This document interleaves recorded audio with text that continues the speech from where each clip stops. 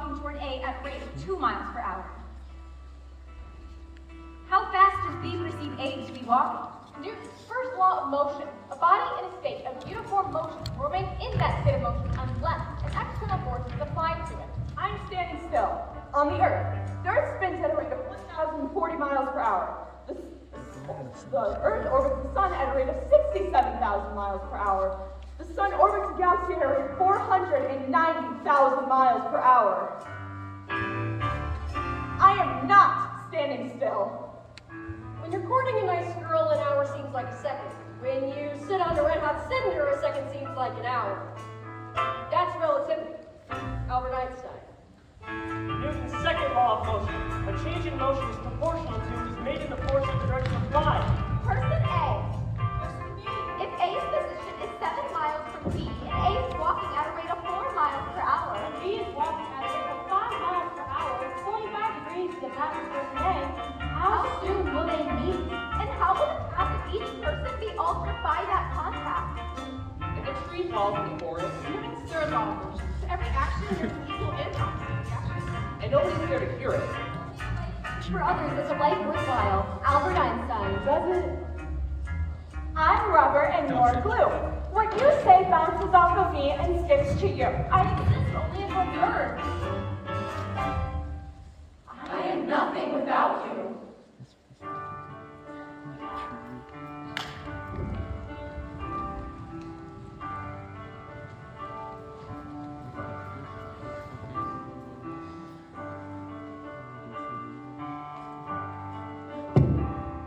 I stand on a marble that hurtles through space. Mine orbit and path are unique. Around me the planets, they swirl and they race, while I watch here humble and meek. I'm held to the earth by a force I can't see, but I strive every day to take flight. I am energy, I am mass, I am light. So this is my journey, my time on this rock. I'll chart out a course while I'm here, with my modest resources and my eye on the clock, my perspective unjaded and clear. I study the vectors with quantum techniques, and I pray my equations are right. I am energy, I am mass, I am light as it speaks, flame as it shines, light as it pierces the sky. Something awakes, it trembles and simmers, a force that is yearning to fly. But the terrain is unpredictable, complex mysteries appear. There are paradoxes here to undo. And now rapidly speaking, something's rapidly near, and I'm rapidly certain it's you. And it's you on this marble, hurtling through space, with a path just as thoughtful and wise. I stand here beside you and I look in your face, and I see myself in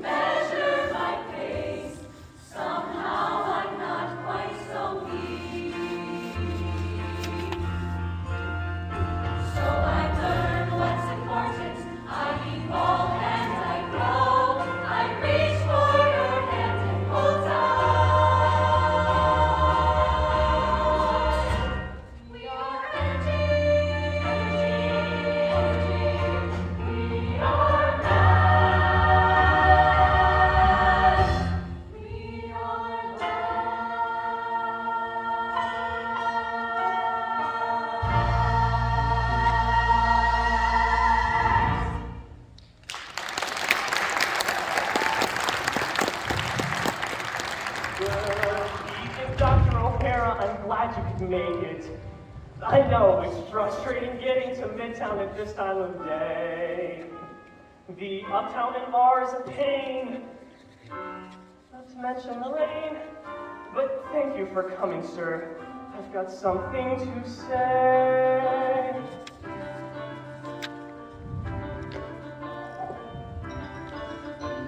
I'm allergic to cats.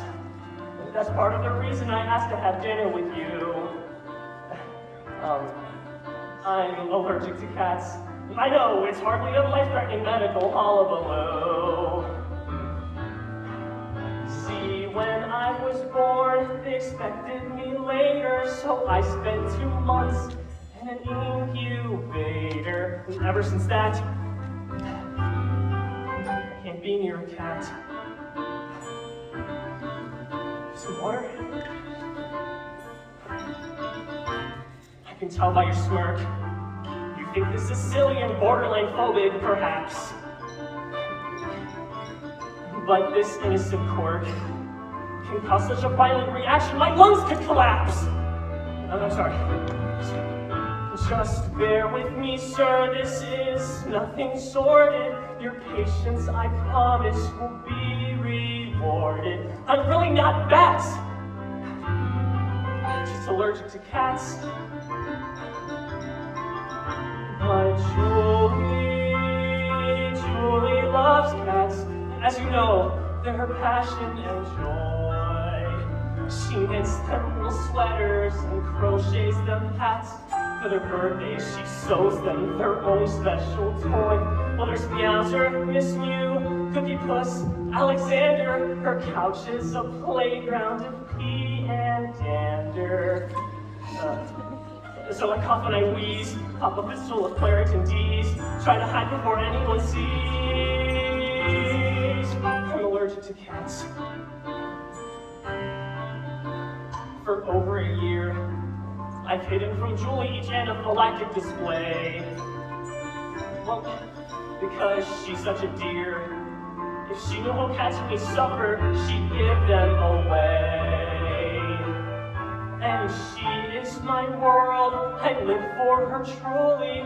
Julie loves cats, and I love Julie. So she tickles her toes, and I smile as my throat starts to close. But I vow that she'll never suppose I'm allergic to cats. Well, Dr. O'Hara, I fear that I buried the headline. The point of this story is murky, I have to concede. I hope that I've shown you tonight I love your daughter with all of my might. So humbly I stand, asking you for her marital hand. Wedded life will be blissful and grand.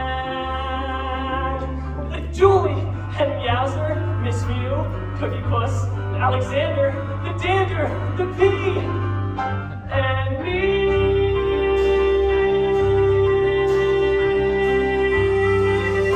That's you!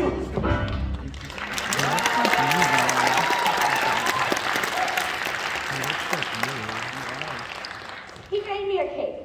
The boy I love made me a cake. With his hands. See, I don't have a technique for a cake. I have a technique for a door. You can open the door with your elbows. The right fabric and a little pressure, and you're good. Silk doesn't work. There is no friction. I taught the technique in a public restroom. I had no choice. I'd wash my hands, I would dry them, I would go to the door and grab the handle. I'd wash them again. Wash, dry, door. Wash, dry, door. Wash, dry. You get it. It's called a handle because others have handled it with their hands. The hands that have been, I have no control where those hands have been. That's why I have the elbow technique. But the boy I love made me a cake with his hands. I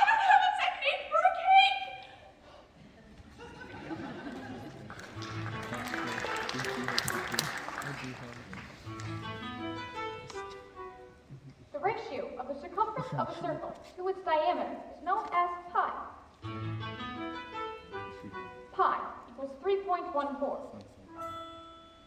If I bring her one red rose, she will dance with me till dawn. If I bring her one red rose, I can hold her in my arms. If I bring her one red rose.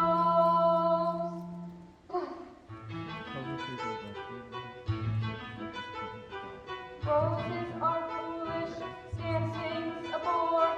Love is a concept that wise men ignore. Numbers are perfect like pi equals 3.14. Dreams are unstable, awakened, they're gone. An unscientific phenomenon. Numbers are certain like pi is 3.141. What could be clearer than pi is 3.141?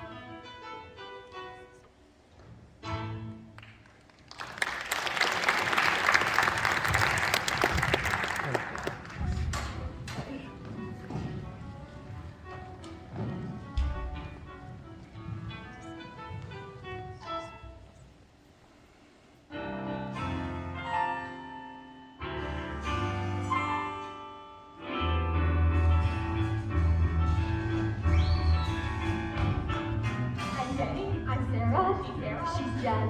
Been best friends forever, since we were 10. Met at founding class and ever since then, we became inseparable. Jen's was irreparable. Jen's like my sister, and Sarah's like mine. Friends till the end of the line. Had nothing much in common, lunch, horses, shoes, but we were attached at the hip. Jen was like a goddess, my mentor and muse. She was a nerd and a drip. But we would be together every hour of the day. People would see us and say, it's Jenny and Sarah, two peas in a pod. Well, if one pea was perfect and one pea was odd, first string and spare on the volleyball squad. Happy and gregarious, my feels were just vicarious. Our cat? Woo! She points the spotlight, she basks in the shine. Friends till the end of the line. My skin was just like porcelain, hers was all zits. My pores were perpetually blocked. I developed early share notes. My cupboard was awfully stocked. Why would I be seen with such a social refugee? Because you always looked good next to me. That's right. So we were Jenny and Sarah, a vulgar display. The queen of the prom, and her weird protege. I starred, I ran lights in the school cabaret. I mean, have you heard Sarah sing? God, it's embarrassing. Your contrary forces we somehow combine until the end of the line. Then something crazy happened right after 12th grade. That summer I blossomed and bloomed. I stepped into the sunlight after years in the shade, and a beautiful swan was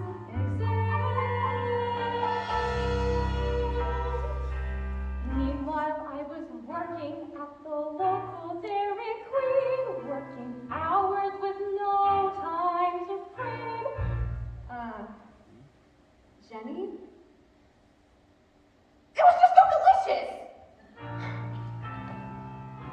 We both showed up at college, and no need to pretend I was popular right off the bat. And everyone was asking Sarah, who is your friend? The one who's so... Yeah. All this while I seemed that Jenny was quite startling and new. So I did what all best friends would do. I said, I'm Sarah, she's Jenny. We used to be close. Now she's desperate and clingy and sort of morose. I heard she follows peanut butter parfaits by the coast. And all the world is parasites, more tragic than this parasite. So that is our story in a divine.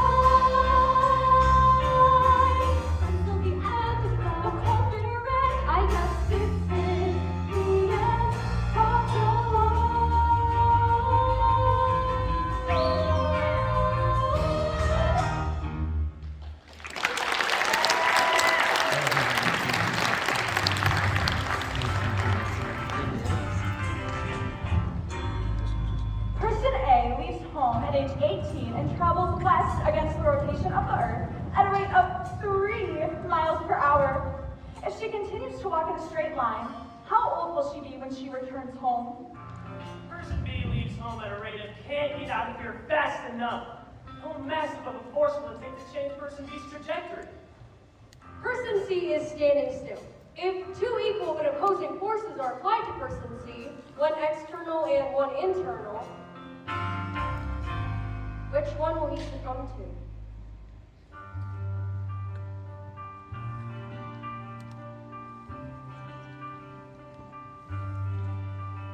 My parents were immigrants new to these shores, and they were just barely 18. They struggled and sacrificed, pounded on doors to carve out the life they'd foreseen. They fashioned that life out of hope and thin air, a life for the daughter they someday would share. I am that daughter, eternally grateful for all that they gave up for me.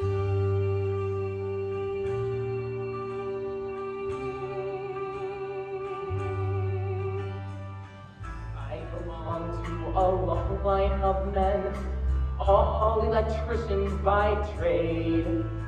My grandfather. First, my father then, so proud of the business they made.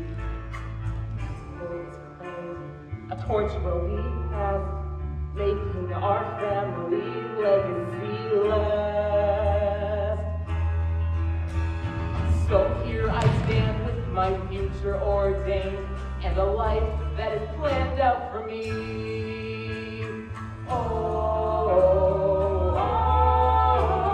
Great expectations, great expectations.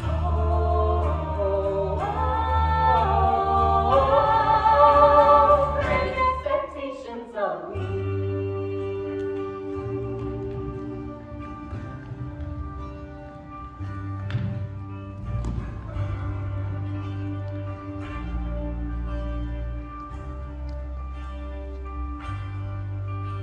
Through all of their hardships and every lean year, my parents could see their reward. I have worked Their daughter's degree and their daughter's career and everything that can struggle I afford. see. The trouble for me is the life that they want is light years away from the life that I want. So I plant a flag because I need a piece of the world I can claim for myself.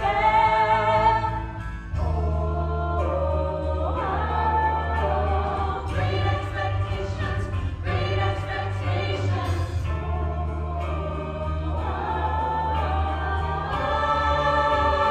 Great expectations of me. I'm my own person with hopes and desires, a future that I engineer. I have the passion that yearns and aspires, a vision so focused and clear. I know my path may be humble with bruises and takes, and doubtless I'll stumble and make my mistakes. But it's time I make choices, it's time that I scream. I want the dream I was given, I want the dream that I dream. Great expectations, great expectations. Great expectations, great expectations.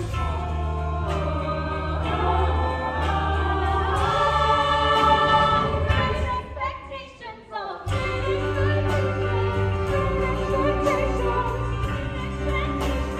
Great expectations of me. Great expectations, great expectations, great expectations of me.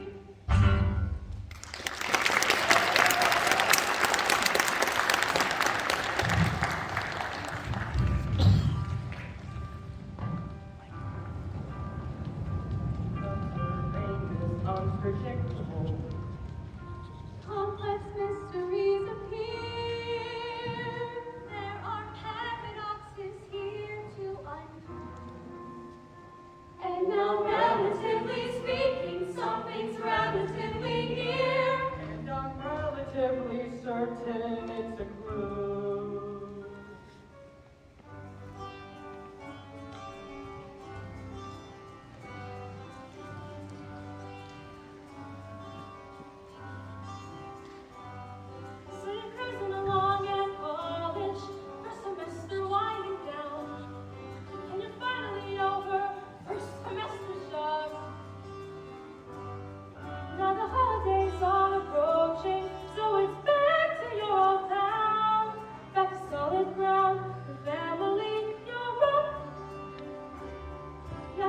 light-headed homework to clear the mental fog. The photographs in your memories never blur. So you're thinking about your parents, your sister Beth and Spiker Dawn. They're frozen in your head the way they were. 'Cause there's a footprint you left here, indelible and deep.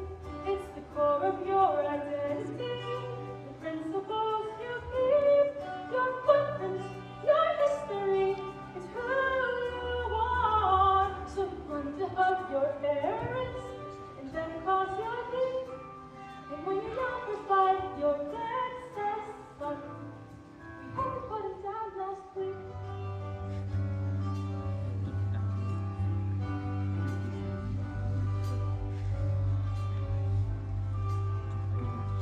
So you find yourself back at college, kind of shaken, but okay.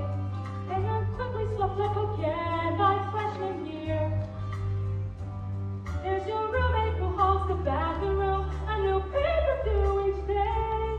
And your part-time job is the campus store cashier. Then it's suddenly spring vacation, and it's home you go once more. It's hard to believe these months have come and gone. You see that familiar driveway, and you open that front door with that overwhelming feeling coming on. There's a footprint you left here, permanent and real. It's your constant, your anchor, bendable like steel. Your footprint, your history, it's who you are. And the place looks so inviting. It's everything you hoped. You ask, where's my sister? And mom says, here. Beth and her boyfriend-in-law.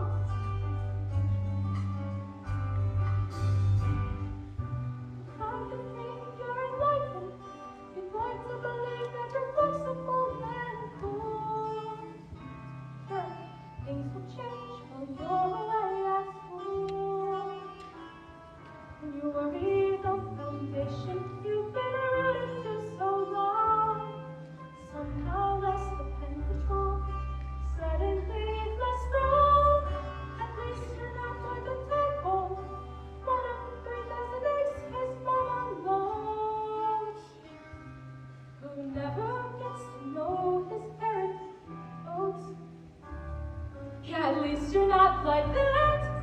No, you've still got your footprint on that thick welcome mat, and a place to hang your hat.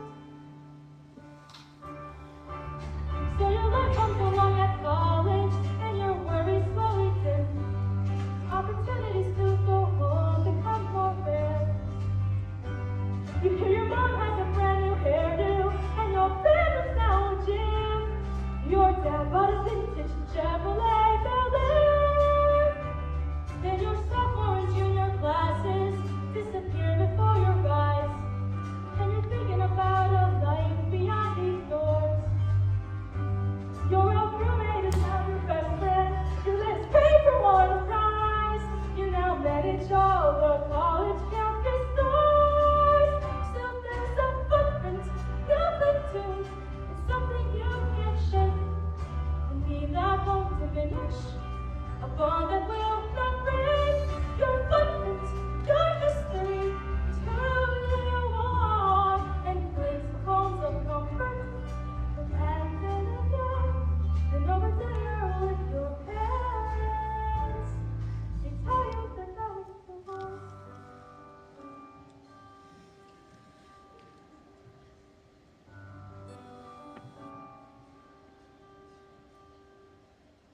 You have cool revelation. There is your world seems to blow up in your face. You see that footprints don't belong in just one place.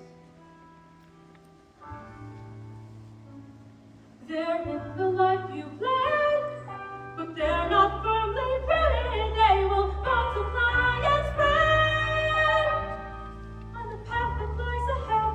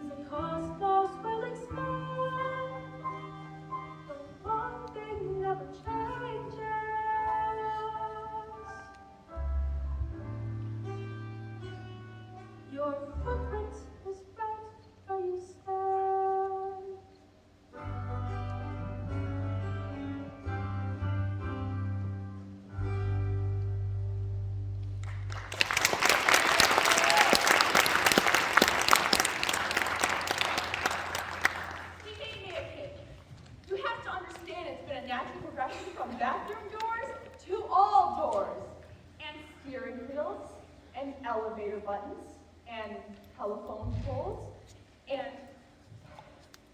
armchairs, and pens, and pencils, and cutlery, and glasses, and plates, and food! Food! Oh, God! Food! Who has touched the food? Who has handled the food? I can't eat anything unless I make it myself. And he should know better. He's seen the elbow technique. But he made me a cake with his hands. I don't have a technique for a cake.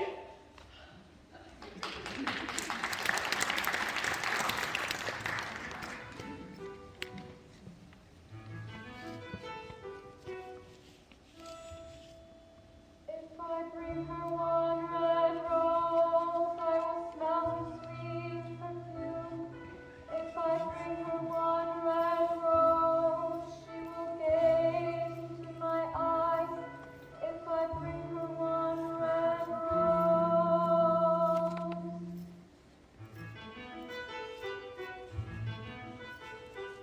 Flowers will shrivel, equations will thrive. Old Archimedes kept this one alive. He said that pi is always 3.141. But chaos and order can never combine. It's far too risky when lives intertwine. There's safety in numbers like 3.14159. Some things you count on like 3.14159.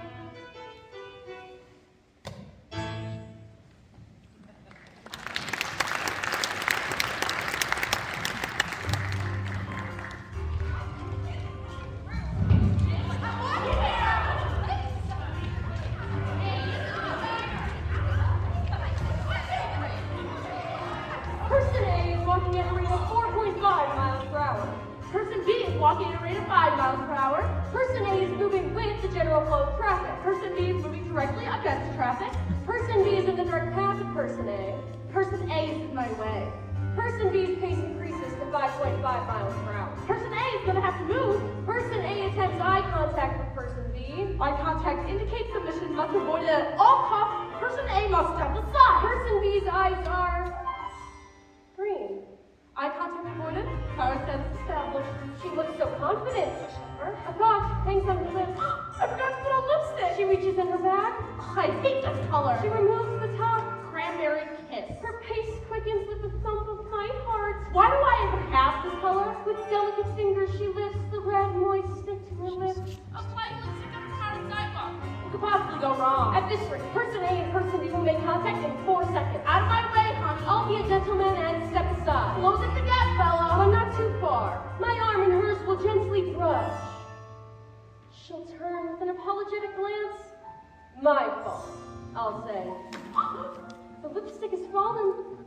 We'll bend to pick it up, nose to nose. Allow me. I will lift the delicate silver cylinder from the concrete. I believe this is yours.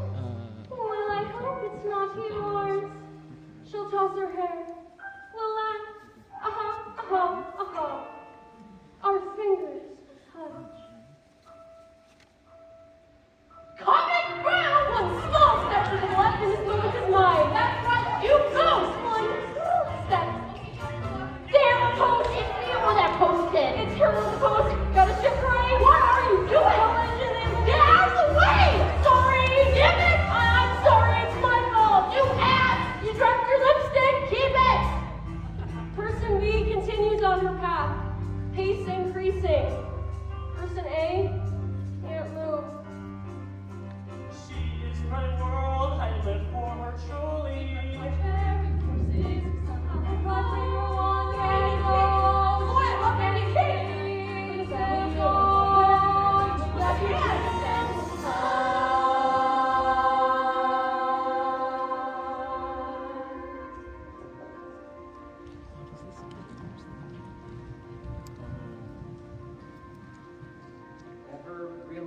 like apples. Heaven knows I've tried. It's just weird to hate apples. So for years and years I've lied. I never really liked apples. It's not a choice per se. I don't know why. I guess that I was simply born this way.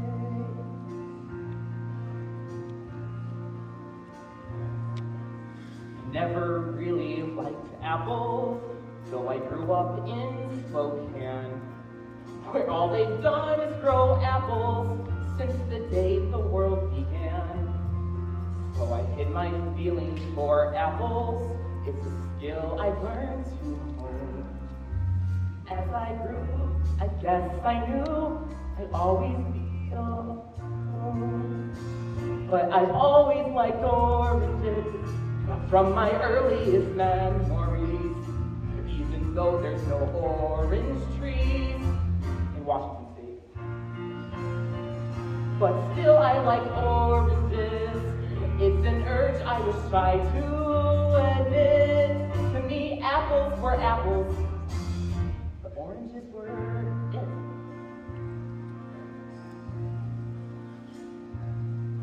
Well, I left home and the apples.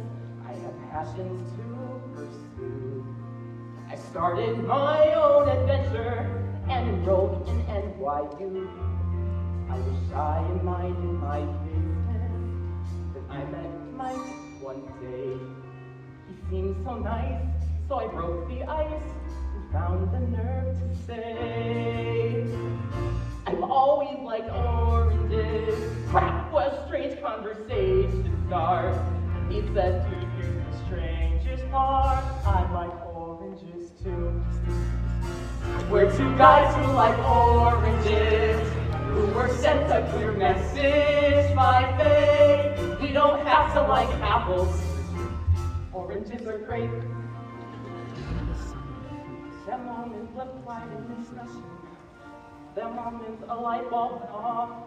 I remember the years of repression and my worries that people would scoff. All those times that I tried liking apples seemed at once like a meaningless waste. But I learned there with Mike that you like what you like, and there's just no accounting for taste. So we're proud to like oranges, and we walked with our heads held high, because I found another guy who loves the things that I love, and so did I. We both love oranges. He's so handsome, and she's awfully cute. If you're looking for morals, well, give it a shot. There are those who like apples and those who do not. So whatever your preference, embrace what you got. It's a big world. Find your favorite fruit.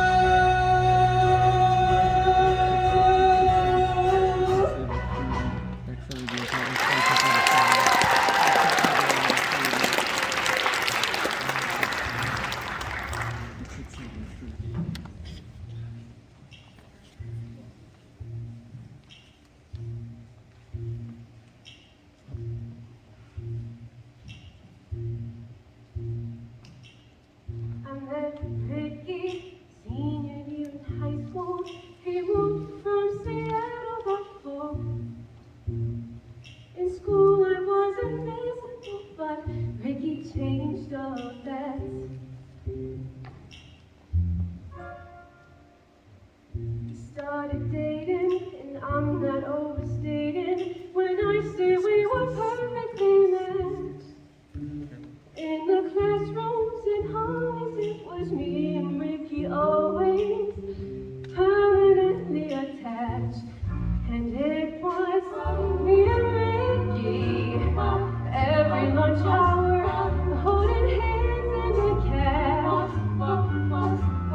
Me and Ricky mocking the teachers. You should have heard us laugh. Me and Ricky, hot and sticky, at the back of the bus. I knew if these guys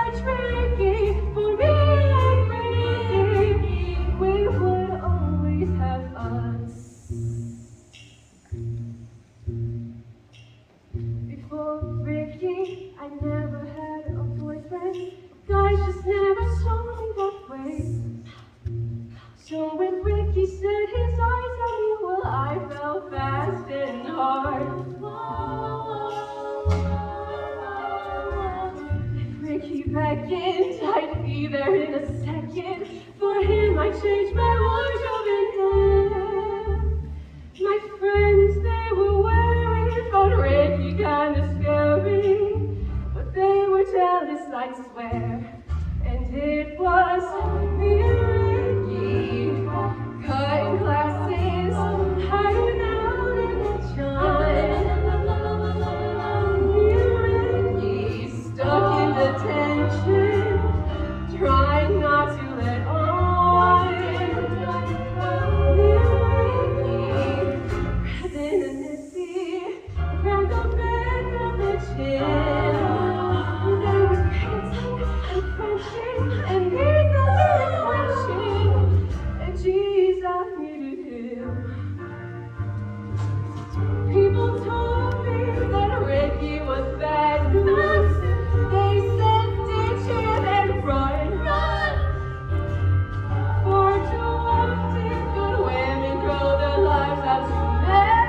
I'm nothing without you. But Ricky told me that I was who he lived for. He said I was the one. And Ricky, he loves me. He said that he loves me. So I let him love me again and again and again and again and again and again.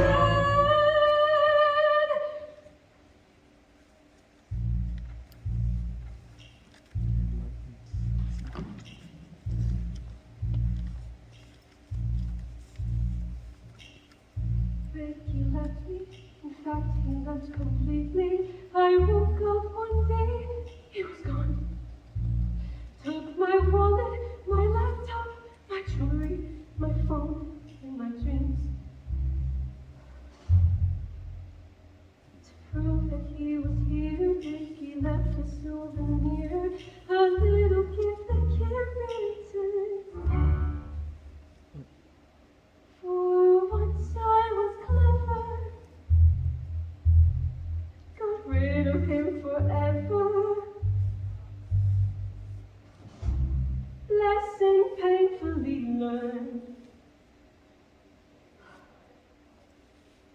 And now there's no more Ricky, no more reminder, no more life left to waste. No more Ricky, one simple procedure, and now the memory's erased. Now I'm picky with guys I meet like Ricky. Now I'll make a new start. Cause they can hug me and squeeze me, do everything to please me, or cut me and use me and mentally abuse me. They can think they're connected, they'll always be protected. Cause they never enter my heart.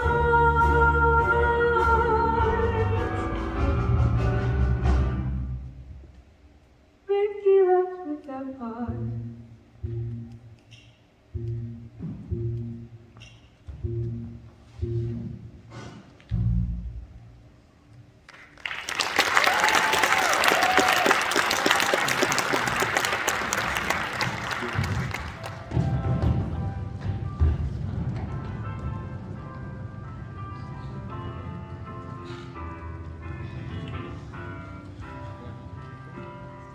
My mom and I were always close. I was an only child. See, mom lost 3 others before it clicked with me. She called me her miracle, Mira for short, and the lover was bigger than the key. And she said, Miss Mira, enjoy your time on earth. Always appreciate the wonder of your birth. Promise me this, Mira, don't waste a single day. Before you know it, dear, it all can fade away.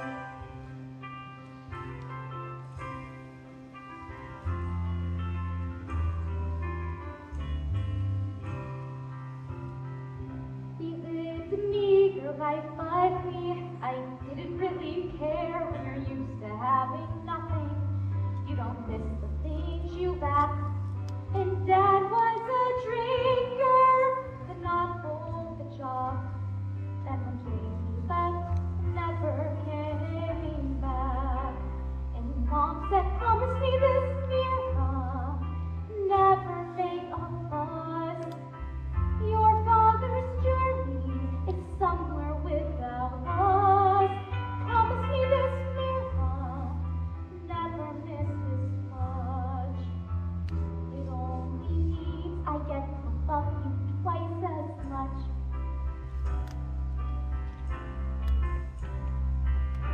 Lots of no imitation of dreams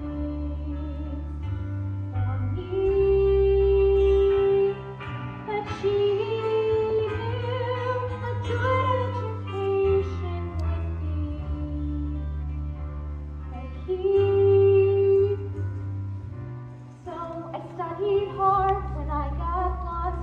Mom encouraged me, but in time I won a scholarship to the college of my choice. Mom was so proud of me, she burst at the seams. When she spoke, I heard the passion in her voice. And she said, promise me this, Mira, never look behind. You've got a chance right now, the future's yours to find. Promise me this, Mira, don't waste a single day. Before you know it, dear, it all can fade away.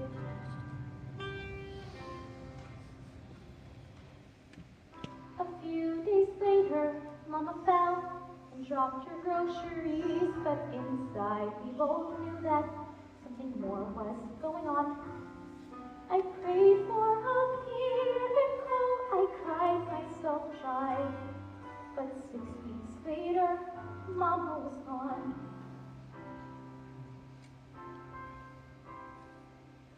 Now and then I think about the things that Mama missed, but instead of tears, my heart begins to stir.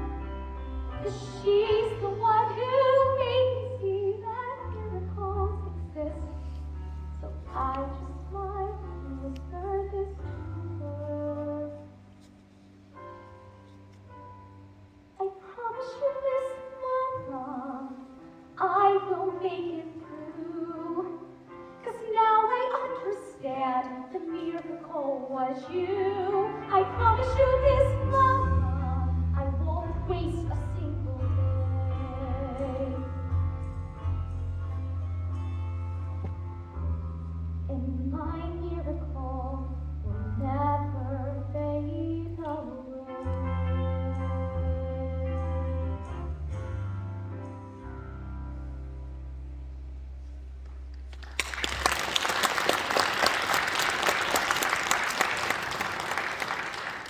He made me a cake, and he touched the eggs and the flour and the sugar and the baking soda and the salt and vanilla and the whisk and the sifter or whatever and the spoon to mix the dry and the wet and the scraper to scrape it into the pan and a toothpick to prick it to see if it comes out clean. If he even used a toothpick.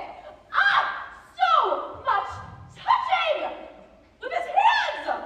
I don't know where those hands have been. I don't know where his hands have been. His hands. His hands. His hands. His soft hands. His warm hands. The hands that hold mine. The hands that touch my face. The hands that touch my hair.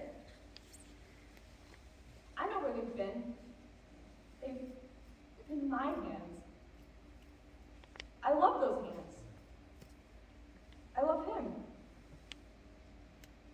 He made me a cake with eggs, flour, sugar, baking soda, salt, and vanilla. He whisked and sifted and spooned and scraped and pricked it with a toothpick. The boy I love made me a cake, and he's in the next room. I'm going to open that door, and I'm going to have some cake.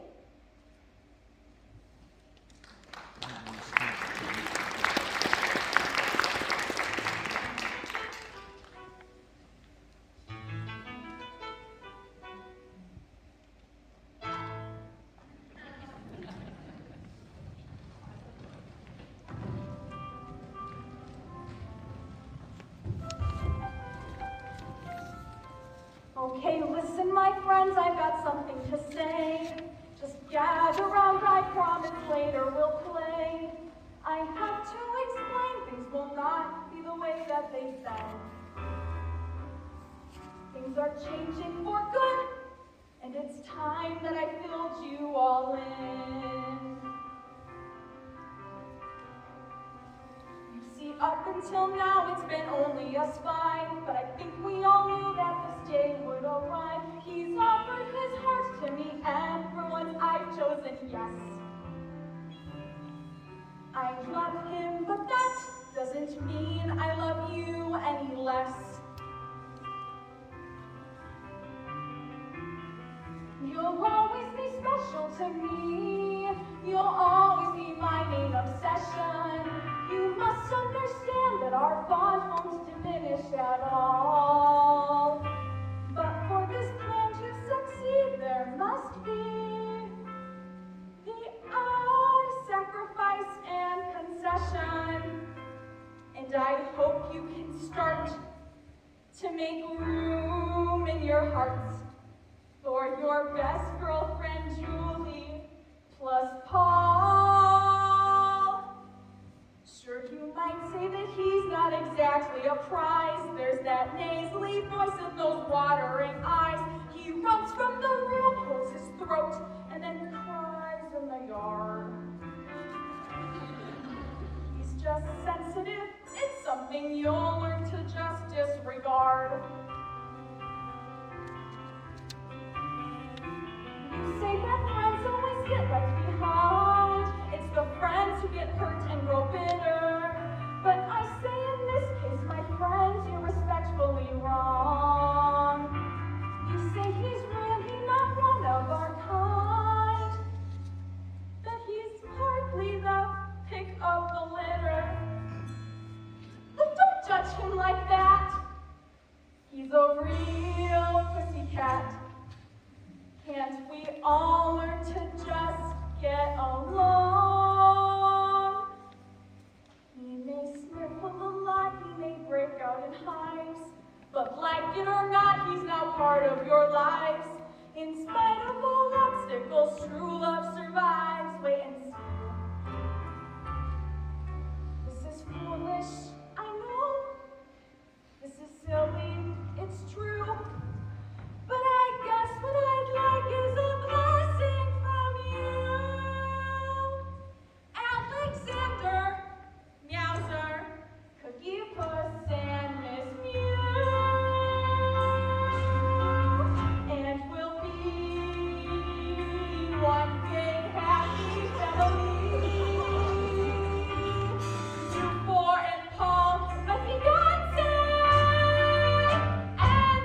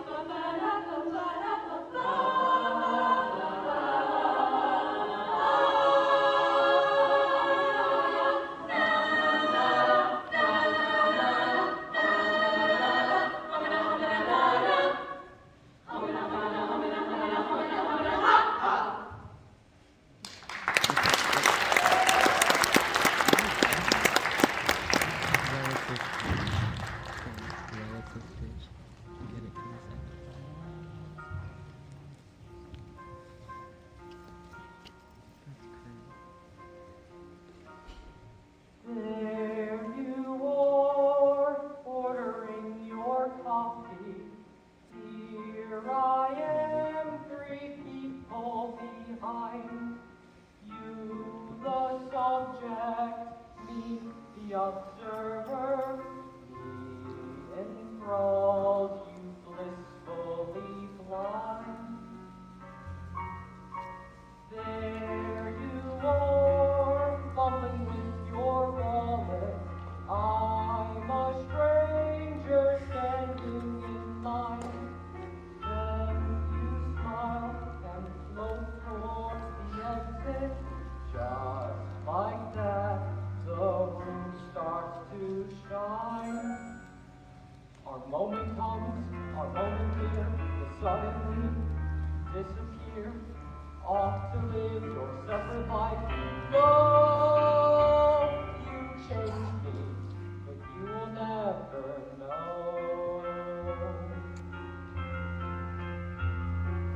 There you are, sitting at the stoplight. I'm here too, with car to your right. Hear me, inches and worlds in between us. Make something inside me ignite.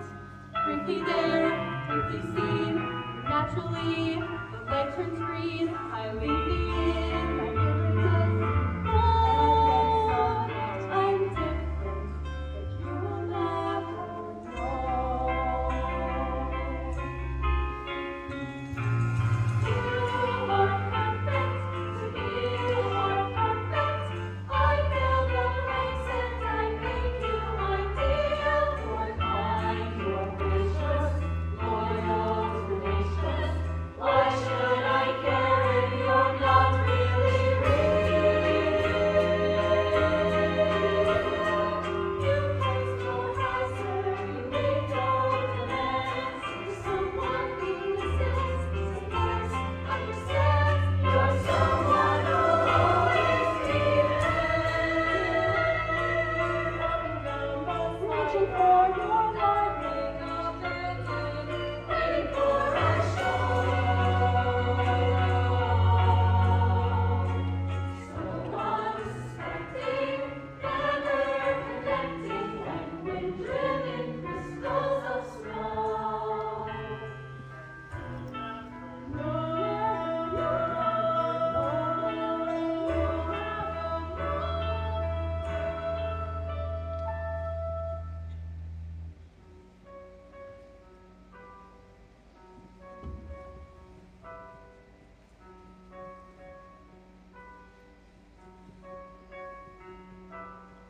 There you are, ordering your coffee. Once again you puncture my heart. You still smiling, me still observing, still a gaping chasm apart. I gaze across the great abyss and teeter on a precipice. I take the leap without a net.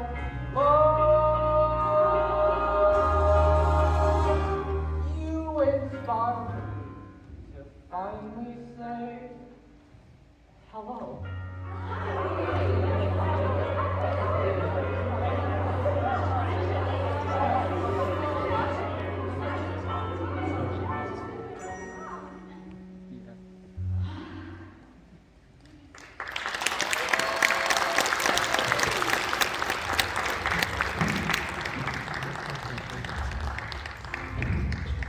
Person A, person B.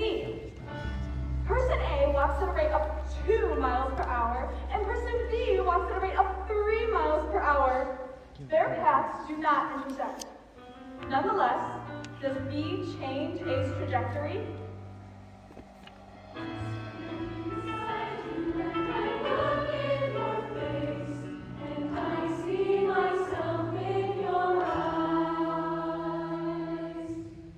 Hi, sorry I'm late. I was at lunch and got stuck behind this woman in the bathroom opening the door with her elbow. All right, work your magic, honey. Keep it simple. No French tips. I don't want to waste too much money on a blind date. finals. I've been so worked up about this date that I've been chewing at them like a dog. I don't know. Should I go? Should I not go? Don't give me that look. I know what you're thinking. Here she goes again, but this one's different. This one's a physics major. Or is it math? Well, it's something smart. I haven't told him what I do yet. You don't tell a physics major you're studying art history until it's absolutely necessary. A physics major. Wow. I've been doing some research, Einstein stuff. I want to be able to talk about something tonight. Oh, let me practice on you. You be him, I'll be me.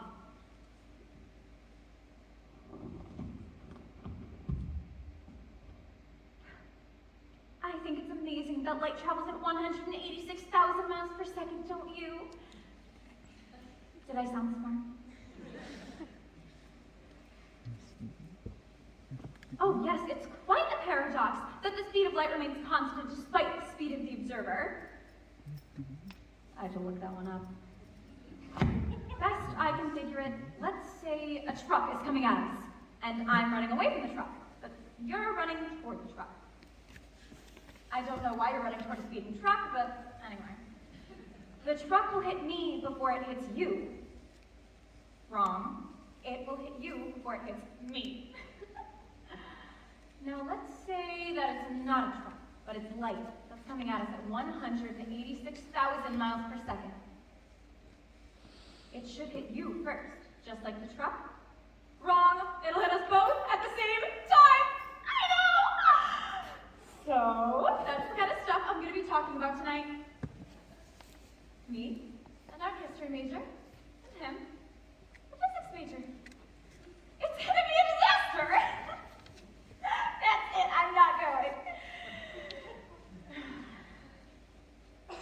Oh, honey, how do you manage to stay so calm in the high-pressure world of nail aesthetics? How does anyone stay calm?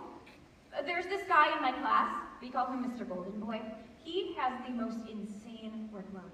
He manages all the campus stores, and in his time off, he manages all the campus stores, and then he takes all of these crazy classes, and he's just completely sad about everything. And I had this friend when I was a kid, Mira. She had the worst life. Her dad was a deadbeat, drunk all the time. He walked out when she was like 8, but she was always happy. How do they do it? You know, maybe I should try that Zen thing. Choose happy, create your own reality. This date will be fine.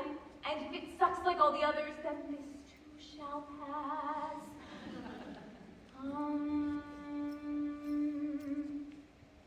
Hey, that felt kind of good. You know what? I'm gonna go. Oh, honey, you got the best view. I could watch people from this window all day. Who are they? Where are they from? Where are they going? Screech your whole living! Ooh, check out Miss Power Heroine moving my lips on the street because I'm too busy. Wait, she's gonna run right into that guy. No, he moved. No. Oh my gosh, she just ran smack into him! She was not gonna move. It was either her or the post. Good choice, buddy, good choice! Choices. I don't know, honey, do I go or not? How do you know what you're gonna end up with? The last one showed all the signs of being something special. Great expectations, you know? And then you know where he took me on our first and only date. The Dairy Queen, at the mall, with that cranky girl behind the counter. You'd think, working around sprinkles all day, you'd be happy. And remember Mike? I made him the most amazing dinner. Candlelight, nice music, oysters. I thought, this is the one, and then everything went south when I brought out dessert. I mean, who doesn't like apple pie? And I guess I'm still getting over that jerk Ricky from a few years back. How can a guy make you feel so good and so bad at the same time? But it's the luck of the draw, honey. You can't win if you don't buy a ticket. I could have sworn my friend Julie would end up old, alone, and knitting cat sweaters for the rest of her life, but she just told me over lunch that she's getting married. I guess if Julie can find one, so can I. And this physicist seems like a nice guy. I mean, he's taking me out for dinner and dancing. I told him to show over the red rose, so I know who you are. He agreed. It's kind of old school romantic, don't you think? All right, honey, you talked me into it. I'm going on a date with a physics major, and we're gonna have dinner, and we're gonna go dancing, and we're gonna talk about the constant nature of the speed of light. Did I say life? That's funny. Speed of light. Whether you're running toward it or away from it, it hits you at the same time. Well, honey, if that's the case, I might as well run straight at it. Done already? Time flies when you're having a nice conversation. Oh, honey, you're gorgeous. Thank you.